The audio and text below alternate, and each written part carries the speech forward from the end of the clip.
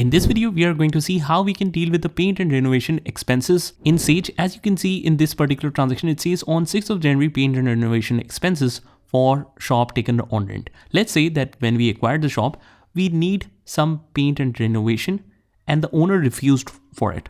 So what we did is get the paint and renovation ourselves. So this is our expense, right? But since this is a non-trading activity, this is not directly connected to the normal course of business, which is buying and selling car parts. So this would be a non-trading activity, which will be dealt with journal entry. So from the banking section, just click on journal entry, click on new, and the date of transaction is 6th of January.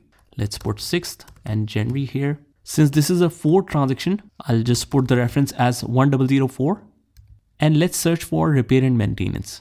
If you want to quickly search for it, instead of scrolling, we can use this find function right here.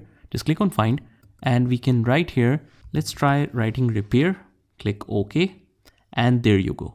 In 6350, we already have this account, maintenance and repair expenses. But if you are using some different version, yours might be different. So you need to manually configure that. So for that, you just need to analyze the expenses area. Let's say that we have 6,650. So you can create a new ledger if you need to on 6030 or 6020, whatever code you like, but that should be empty. And then you can configure it just by clicking on new. We can create new account from here directly. So in my case, I already have this ledger. So let me just choose this and let's copy this description right here, paste it right here. Let's copy the amount, which is 1500 on debit, press tab, go on the second line, and cash will be credit 1500.